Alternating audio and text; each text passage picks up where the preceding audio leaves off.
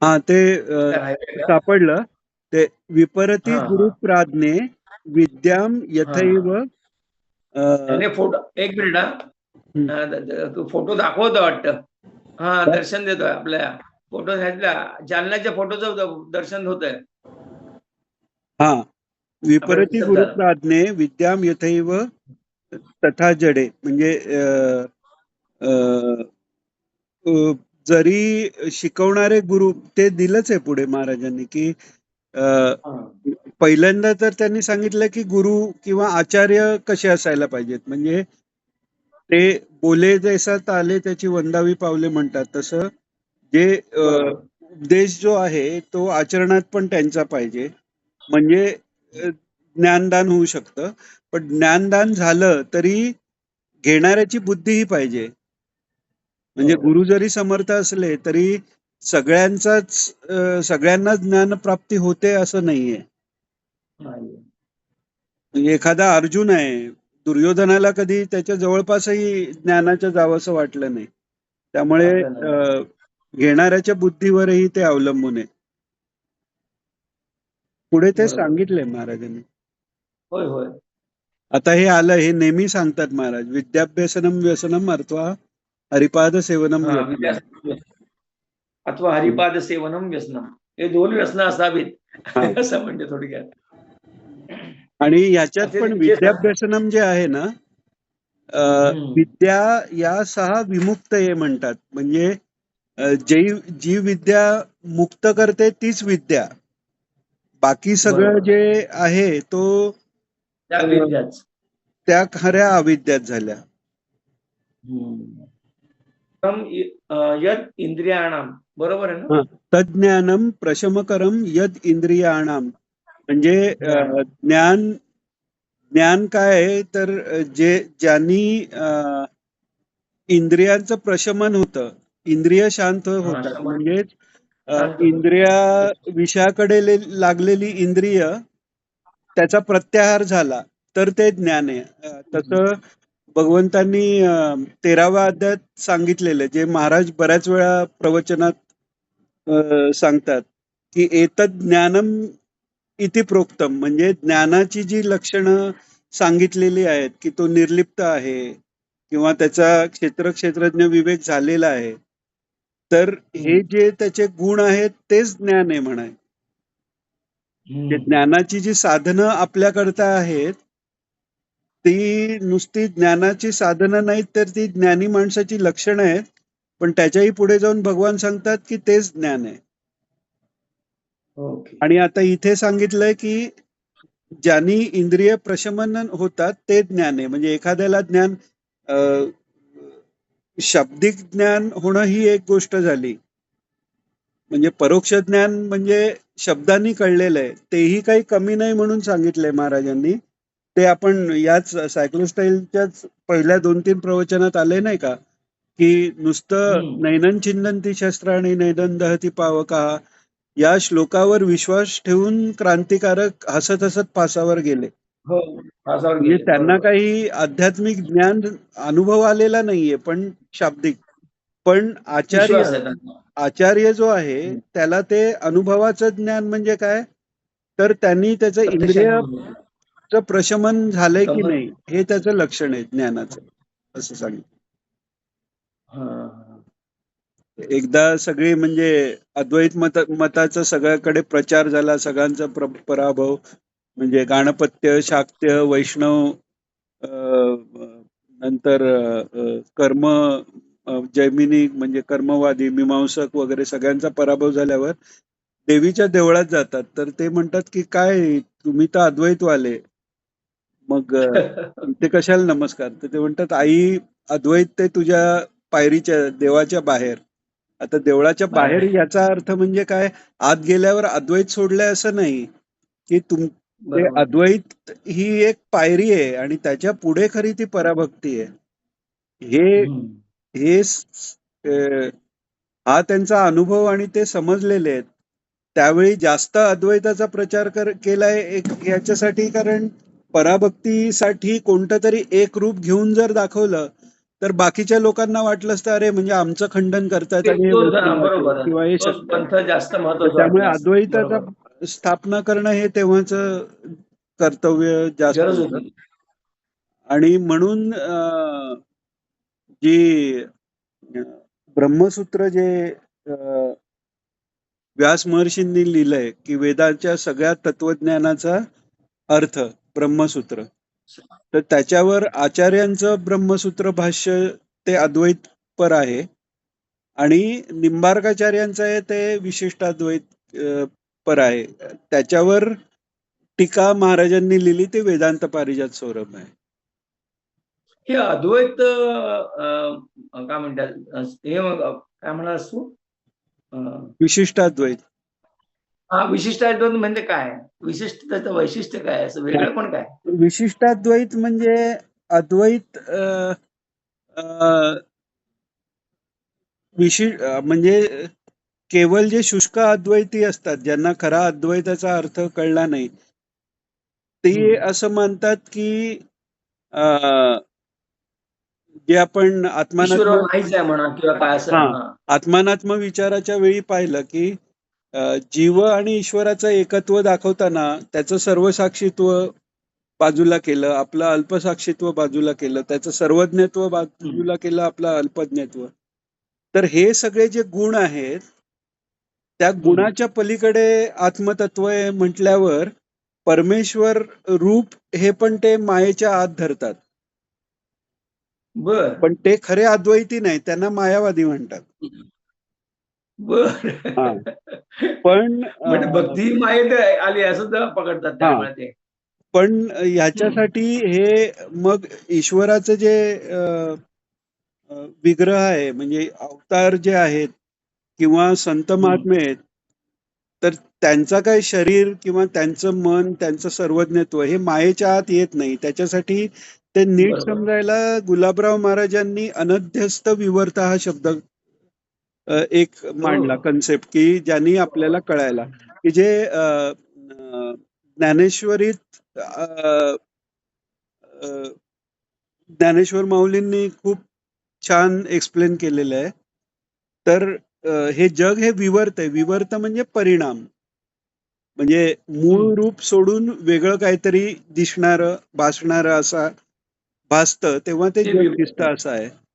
तर म्हणजे त्याच्यासाठी क्लासिकल एक्झाम्पल रज्जू सर्प, म्हणजे त्या रज्जूवर सर्प भासतोय. पण म्हणजे तसं पंचभौतिक जे शरीर आहे ते भासणारी आहेत, पण सत्पुरुषांचं शरीर हे पंचमहाभूताचं नाहीये किंवा भगवंताचं शरीर हे पंचमहाभूताचं नाहीये. तेच ते सच्चिदानंद तत्व, ते निर्गुण निराकार आहे. नुसतं निर्गुण निराकार आहे म्हटल्यानी पण त्याच्यावर लिमिटेशन आली. ते एकाच वेळी निर्गुण निराकार पण आहे, सगुण साकार पण आहे आणि त्याच्याही पलीकडचं आहे जे आपल्याला कळू शकत नाही कारण आपण मायेच्या आत. तर त्या ह्यानी जी सगळी मायेतले जे पदार्थ आहेत ते अध्यस्त विवर्त आहेत. अध्यस्त म्हणजे मूळ परब्रह्म तत्व सच्चिदानंद आहे, त्याच्यावर ते अध्यस्त आहे, म्हणजे त्याच्यावर याचा भास आहे. आधारावर ते भासमान होत आहेत असं. म्हणजे रज्जूवर सर्पाचा भास झाला असं आहे. पण समजा त्यातली ती रज्जू खरी असली क्षणभर, म्हणजे उदाहरणार्थ, तर ती रज्जू खरी आहे, त्याला शेप आहे पण ती खरी आहे. तसं ईश्वरांनी त्याच्या म्हणजे एकतर तो निरस नाहीये, निर्गुण निराकारचा अर्थ आधार हा परब्रह्मच आहे. त्याच्यात जे भासमान होत आहे जग ते परब्रह्म भासमान होत आहे, त्याच्यावर परब्रह्मावर भासमान होत आहे. पण भासमान होत आहे. श्रीकृष्ण भगवानांचं शरीर जे आहे तो भास नाहीये, ते परब्रह्मच आहे. बरोबर, ते प्रत्यक्षच तो आहे. भास नाही. आणि दुसरं जे म्हटलं जातं की देवाला भावभावना नाहीत, तर तसं नाहीये. म्हणजे उपनिषदात पण आलेलं आहे, रसो वै सहा, म्हणजे तो परमात्म तत्व कसं आहे तर पूर्ण रसपूर्ण आहे. म्हणजे त्यातला जो रस आहे तोच घेऊन आपल्यात भावना आलेल्या आहेत. त्यामुळे सगळ्या भावनांचा स्रोत जे आहे तो परमात्मा रसपूर्ण आहे असं सांगितलंय. आणि त्याच वेळी तो निर्गुण निराकारही आहे. हे आपल्या लॉजिक मध्ये बसू शकत नाही, कारण आपलं लॉजिक लिमिटेड आहे. बरोबर, आपल्याला जी कल्पना येऊ शकत नाही आपल्याला कल्पना येऊ शकते. नीट. बरोबर. आता भगवद्गीता भगवंतांनी सांगितली आहे. भागवत म्हणजे भगवंताचं चरित्र. तर भगवद्गीता हे भगवंतांनी बोललेलं म्हणजे त्यांच्या चरित्राचाच भाग आला ना. बरोबर. आणि इनफॅक्ट ते त्यांच्या मनाचं म्हणजे नुसतं व्यक्त होणं. व्यक्त होणं म्हणजे गीतेत 2 ठिकाणी भगवान म्हणतात, इथे मे मती, ही माझी मती आहे, हे असं माझं मत आहे, ही माझी मती आहे, असं म्हटलेलं आहे भगवान गीतेमध्ये. तर त्या ह्यानी भागवत हे पण भगवद्गीता होऊ शकते. आणि म्हणजे भगवद्गीता भागवत का, तर ते भगवानांनी म्हटले म्हणून ते भागवत झालं. आता भागवत ही भगवद्गीता कशी होऊ शकते, कारण भागवत स्वतः पहिल्यांदा भगवंतांनी ब्रह्मदेवांना सांगितलं. आणि महाराजांनी आपण जे म्हणजे काही काही ठिकाणी महाराज असे पकडले जातात, त्यातला एक हे की भगवंताचं चरित्र हे स्वतः भगवंतच सांगू शकतात म्हणाले. कार्पण्य दोषोपहत स्वभावामध्ये कार्पण्य म्हणजे दैन्य. श्रीपाद श्रीवल्लभ स्तोत्राच्या अर्थात आपण पाहिलं ना, ते पापम तापम व्याधी मादींच्या दैन्यम, त्यात पण महाराजांनी हा उल्लेख केलाय. कार्पण्य म्हणजे करूच शकत नाही, माझ्याकडनं काही होऊच शकत नाही अशी वृत्ती येणे. तसही निरहंकार होण्याकरता माझ्याकडनं धर्म अर्थ काही घडत नाही, ते अकिंचनत्व वेगळं आणि निराशेने कारण अकिंचनत्व असतं तेव्हा ईश्वर सगळं करतोय ही बुद्धी असते. इकडे ईश्वर करतोय ही पण बुद्धी नाही, आणि स्वतःला करायचं म्हणजे स्वतःला सामर्थ्य नाही असं वाटणं. त्यांनी अपहत स्वभाव म्हणजे अपहत म्हणजे म्हणजे अपहरण करून गेल्यासारखं हे झालंय. आणि पृच्छामी त्वाम धर्म सम्मूढ चेता, म्हणून मी तुला विचारतोय, कारण मी धर्म सम्मूढ चेता म्हणजे धर्म काय अधर्म काय हे न कळण्यासाठी मूढ झालेले. चेता म्हणजे चेतना, चित्त मूढ झाले. मूढ अवस्था आपण लक्षात असेल तर पतंजली योग सूत्रात चित्ताच्या अवस्था पाहिल्या. मूढ, क्षिप्त, विक्षिप्त, एकाग्र आणि शेवटची जी ती समाधी अवस्था झाली. तर मूढ म्हणजे एकदम तमोगुणी अवस्था आहे की ज्याच्यात त्या चित्तावर काहीच म्हणजे ग्रहणच होऊ शकत नाही, ती मूढ अवस्था आहे. तर तसा मी एकदम सम्मूढ अवस्थेत गेलेलो आहे. आणि ती सम्मूढ अवस्था कशा बाबतीत, तर धर्माच्या बाबतीत माझी सम्मूढ अवस्था झालेली. आणि मग यश श्रेय, जे श्रेय ज्यात आहे ते निश्चित काय ते मला सांग, कारण शिष्यस्तेहम शाधिमान त्वाम प्रपन्नम, मी तुला शरण आलोय, मी तुझा शिष्य आहे. आणि हे अर्जुनाने म्हटल्यानंतर उपदेशाला सुरुवात झालेली आहे. त्यामुळे शंकर भाष्यात पहिल्या अध्यायाबद्दल काहीच नाहीये, जिथून इथे सुरुवात केली आचार्य महाराजांनी सांगायला, कारण खरी उपदेशाला सुरुवात इकडे झाली आहे. आणि वेराज ज्ञानेश्वर माऊलींनी पहिला श्लोक सुरू व्हायच्या आधी पण बऱ्याचशा ओव्या आहेत त्यांची, कारण ती भावार्थ दीपिका आहे. त्यांनी भगवंताच्या मनात, अर्जुनाच्या मनातले भाव, त्याच्या आधी धृतराष्ट्राच्या मनातले भाव. गीतेची सुरुवात धृतराष्ट्र उवाच पासून आहे. म्हणजे कित्येकांना तो प्रश्न पडतो ना, धृतराष्ट्रांनी माझी मुलं आणि पांडव तिकडे युद्धभूमीवर काय करतात विचारलं, हे कशाला पाहिजे गीतेत असं म्हणणारे आहेत. कारण उपासना म्हणून गीतेचा रोज पाठ करायचा आहे, तर हे अनावश्यक श्लोक कशाला म्हणायचे असे विचार करणारे आहेत.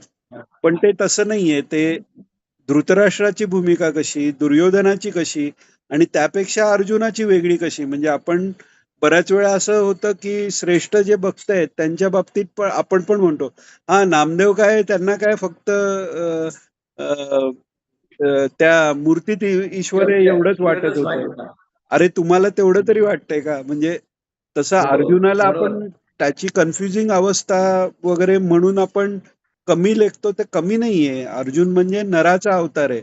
नर नारायण मधले नारायण हे भगवान आहेत, तर अर्जुन म्हणजे नर आहे. भगवान आणि तो नर आहे. तर आणि तो म्हणजे उत्कृष्ट पतीचा नर आहे, चांगला आहे. धर्म संमूढ ज्ञानी चेता, नर आहे तो, असंच नाहीये.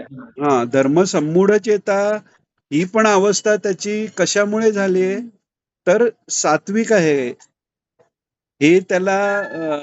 म्हणजे समोरच्यांना मी असं कपट करून मारू का तसं कपट करून मारू, हे कन्फ्युजन नाहीये. त्याचं कन्फ्युजन आहे, त्याला धर्माचा अभ्यास आहे. त्यामुळे क्षत्रिय मी आहे, त्यामुळे युद्ध करणं हेही माझा धर्म आहे, आणि गुरूंना मारणं हा अधर्म आहे. तर हे दोन्ही एकत्र आलेत. तर त्यामुळे सत्वगुणाची पराकाष्ठा जेव्हा होते, तेव्हा अर्जुनाची भूमिका प्राप्त होऊ शकते.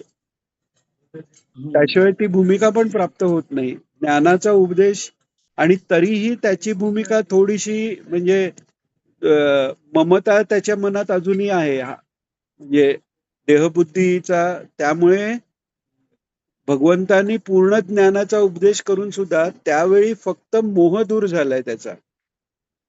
त्याला तिथल्या तिथे समाधिलाभ नाही झालाय अर्जुनाला. बरोबर. तर असं आहे. तर आणि तिकडे फक्त पण त्याने हे पण विश्वरूप दिसण्याने पण त्यांनी फक्त त्या दृष्टी दिली, तेवढंच फक्त भाग आहे ना. घाबरला. म्हणून महाराजांनी पण सांगितले प्रवचनात की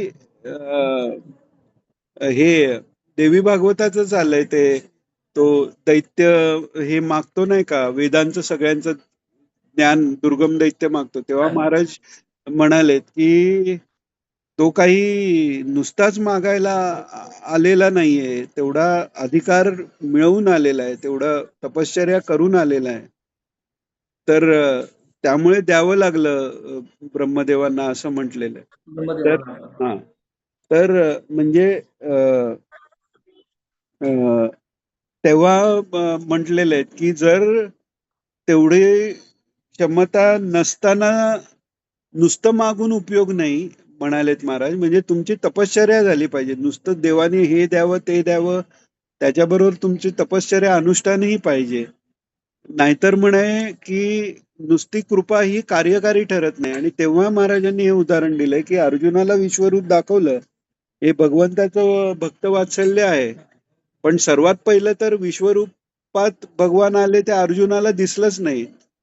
11व्या अध्यायाच्या सुरुवातीला भगवान म्हणतायत, हे पहा माझं विश्वरूप पहा. आणि मग त्यांनी पाहिलं अर्जुनाला, त्याच्या चेहऱ्यावर प्रश्नचिन्ह आहे. मग ते म्हणतात की ददामी, म्हणजे दिव्यम ददातु चक्षुम म्हणून म्हटलेलं आहे. म्हणजे मी तुला आता दिव्य चक्षु देतोय.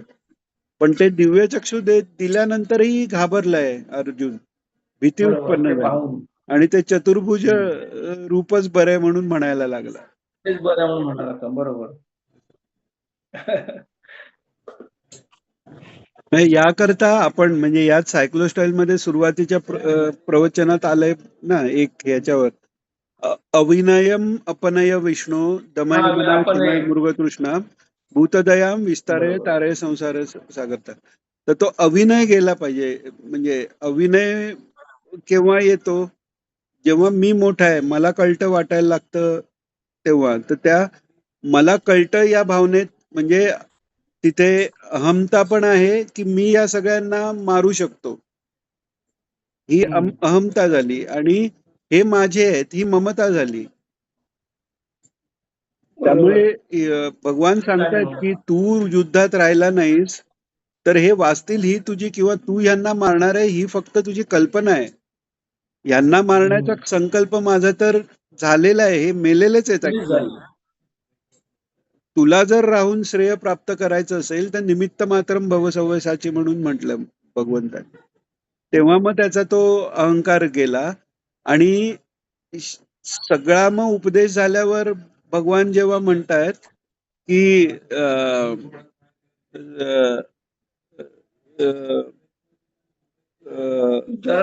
यदिच्छसी तथा कुरु म्हणतो, तुझी जशी इच्छा असेल तसं तू वाग. तेव्हा अर्जुन म्हणतो करिष्ये वचनम तव. म्हणजे भगवान म्हणतात की सर्व धर्मान परित्यज्य मामेकम शरणम व्रज. तर त्याचा अर्थ अर्जुनाने असा नाही लायला म्हणजे आता मी क्षात्रधर्म सोडून देतो. म्हणजे धर्माचा परित्याग, सर्व धर्मांपरित्याज्य म्हणजे तो मनाचा त्याग आहे. ते अर्जुनाला तिथे कळलंय. म्हणजे याच्यावर म्हणजे हे सांगायला गेलं तर भरपूर आहे, कारण पूर्ण गीता झाल्यानंतर शेवटच्या अध्यायात संन्यास आणि त्यागाचा फरक अर्जुन विचारतो तेव्हा भगवंतांनी हे एक्सप्लेन केलेलं आहे. तर म्हणजे याच्यात सांगायची गोष्ट अशी आहे की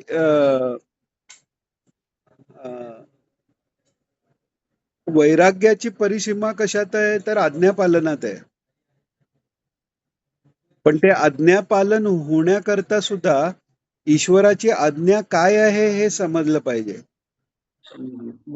आणि ते समजायला पण अगदी सोपं आहे. म्हणजे आयुष्य कसं घालवावं हे जर समजायचं असेल तर सर्वात सोपा उपाय त्याच्यासाठी असं आहे की भगवंत जिथे सांगतायत की माझा अवतार कशा करताय, तर परित्राणाय साधूनां विनाशाय दुष्कृतां धर्म संस्थापनार्थाय संभवामी युगे युगे. म्हणजे साधूंचं परित्राण करणं, दुर्जनांचा किंवा दुष्प्रवृत्तीचा विनाश करणं आणि धर्माची संस्थापना करणं, ह्याच्यात आपण किती कॉन्ट्रीब्युट करतोय त्या प्रपोर्शन मध्ये आपली शरणागती म्हणायचं.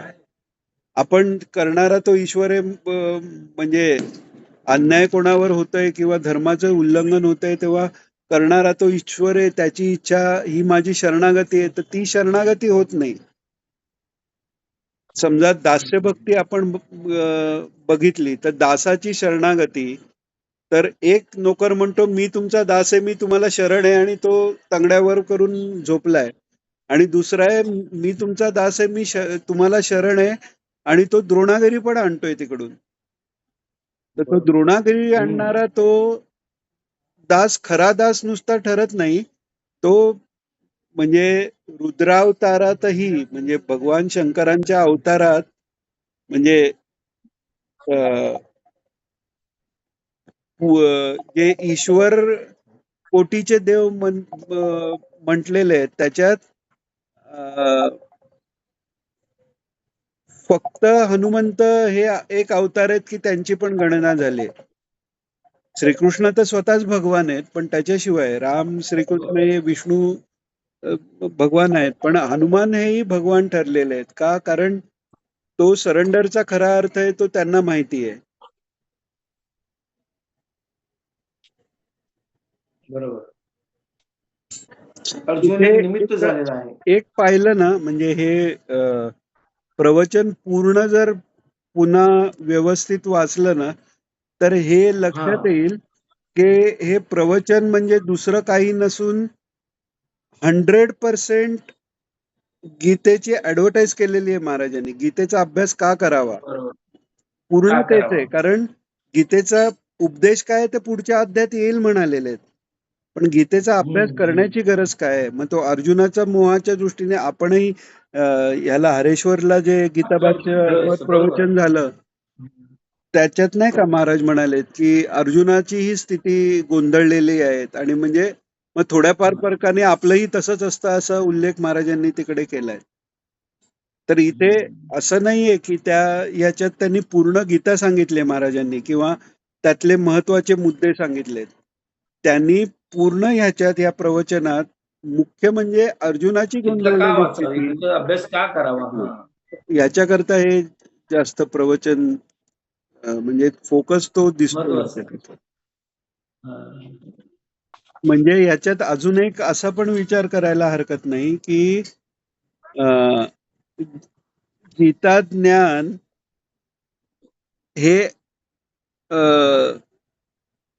पहिला अध्याय पूर्ण होईपर्यंत ते गीता ज्ञान ऐकावं याची अर्जुनाची तयारीही नाहीये आणि इच्छाही नाहीये.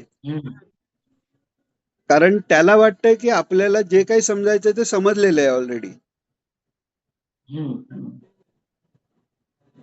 म्हणजे हाच क्रायटेरिया आपण आपल्याला लावला तर जोपर्यंत गीता समजावी ही तळमळ उत्पन्न होत नाही तोपर्यंत आपण अर्जुनाच्या स्थितीपर्यंत पण पोचलेलो नाहीये समजावं लागतं. बरोबर. कारण कोणी म्हणजे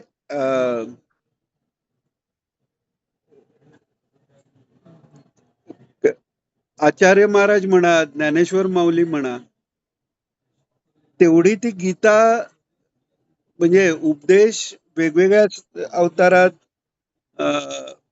ईश्वर अवतारात, गुरु अवतारात हे उपदेश बरेच झाले, पण गीतेचं असं वेगळं एक स्थान आहे ना. म्हणजे गीतेबाबतीत मजा अशी म्हणजे आता न्यायालयात पण गीतेवर हात ठेवायला सांगतात, हे तर झालंच. पण येता जाता कोणाला काही प्रयत्न करायचा किंवा काही करायचं सांगितलं असेल तर गीता कधीही न वाचणारी लोक पण दाखले देतात गीतेत. गीतेत सांगितलेलं आहे कर्म करा, मग चल काम कर. म्हणजे तो एवढं ग्लॅमर आहे. म्हणजे गीतेच्या विरुद्ध पण सांगणारी लोक पण गीतेचा आधार देऊन सांगतात, एवढं त्या गीतेचं महत्व आहे. आणि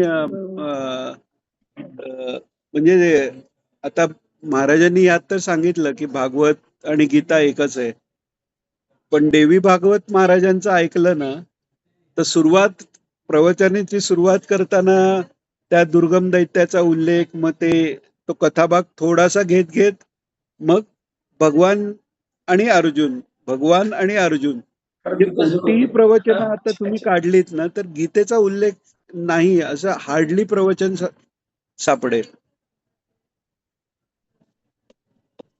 एवढा भर होता महाराजांचा म्हणजे गीता.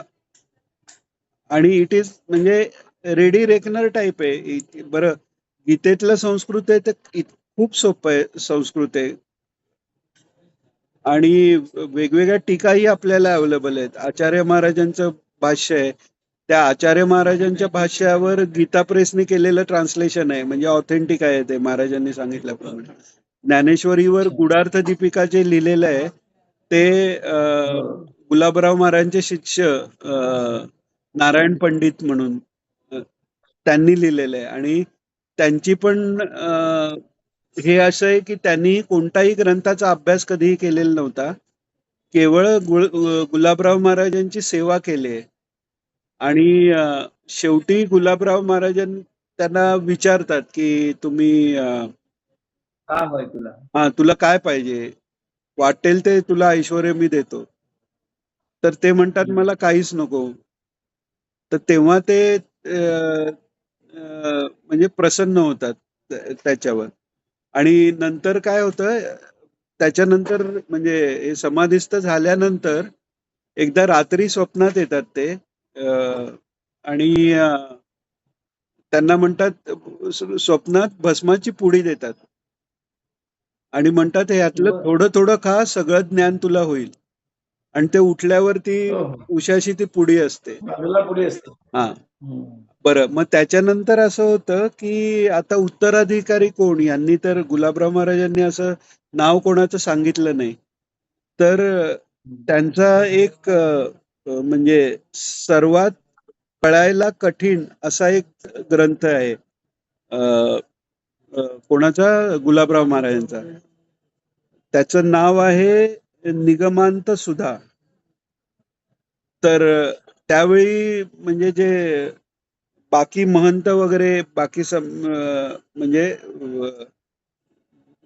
दुसऱ्या याचे वैष्णवच पण दुसऱ्या याचे सगळे एकत्र येतात. मग ते असं ठरवतात की तो जो या ग्रंथावर प्रवचन करू शकेल तो यांचा उत्तराधिकारी. तर कोणीच पुढे यायला तयार होत नाही.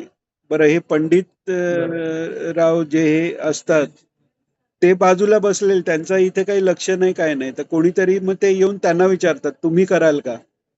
ते म्हणतात बघतो प्रयत्न करून. आणि 2.5 तास ते त्याच्यावर बोलतात. म्हणजे मग आणि ते ज्या पद्धतीने बोलतात त्यांनी सगळ्यांना म्हणजे हे सांगायचं एवढंच करता की ते गीता प्रेसची गुडार्थ दीपिका आहे, एकतर गीता प्रेसनी मराठी छापलेली आहे अर्थ, आणि तो पण यांचा छापलेला आहे. आणि कुठेही महाराज सांगतात त्याच्यापेक्षा वेगळं काहीही आलेलं नाही. आणि तो जो म्हणजे सगुण आपण विचार करतो, निर्गुण हे सगुणापेक्षा, बरेच जण म्हणतात ना सगुणापेक्षा, कारण ते सर्वव्यापी आहे. सगुण तर हे हो. पण सगुणाच्या आतच निर्गुण कसं आहे, म्हणजे सगुण केवढं मोठं आहे आणि सगुण निर्गुण एकच कसं आहे, हे जे ज्ञानेश्वर महाराजांनी मांडलंय ते या गुढार्थ दीपिकेमध्ये खूप त्यांनी चांगल्या पद्धतीने एक्सप्लेन केलेलं आहे. म्हणजे ह्या अवेलेबल आहेत. असं पूर्वीसारखं नाही की आपल्याला म्हणजे काही डायरेक्ट अवेलेबल नाही. घेऊन वाचायची म्हटल्यावर कळणं शक्य नाही, पण हे सगळं अवेलेबल पण आहे. महाराज एका प्रवचनात म्हटलंय की संस्कृतचा अभ्यास नसला तरी संतांनी प्राकृतात मराठीत ग्रंथ करून ठेवलेले आहेत. ज्ञानेश्वरी आहे, भावार्थ रामायण आहे.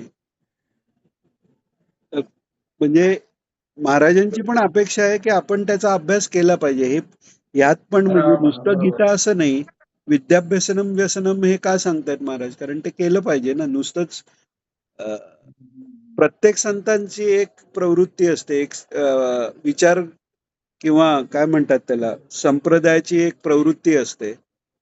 तर आपल्या गुरूंना जे आवडतं ते म्हणूनच ते आपले गुरु आहेत ना. म्हणजे आपण तेच करणं आवश्यक आहे. म्हणून आपण करायला हवंय. म्हणजे जे आपल्याला काका नेहमी सांगतात तोच विषय, की किती झालं म्हणजे संपलं नाही. जोपर्यंत ज्ञानाचा अनुभव येत नाही तोपर्यंत असं तसं तसं तसं करत राहायचं. जे जसं व्हिटॅमिन डीचं असतं ना, त्या रोज घ्यायच्या गोळ्या असतात, आठवड्यानी घ्यायच्या गोळ्या असतात, ते नाही झालं तर इंजेक्शन असतं. कुठून तरी ती डी ची लेवल वाढते की नाही आपण बघतो. तसं ती आपल्या दिगंबराच्या डी ची लेवल वाढते की नाही, वाढवायला ते पाहिजे. जोपर्यंत ती जोपर्यंत ज्ञान अनुभवात येत नाही तोपर्यंत ते शब्दात तरी सतत त्याचं अनुसंधान ठेवायला पाहिजे. बरोबर. हा, तर मी पुढचं वाचू का पुढे? हो हो. परंतु जीवदान मिळाल्यानंतर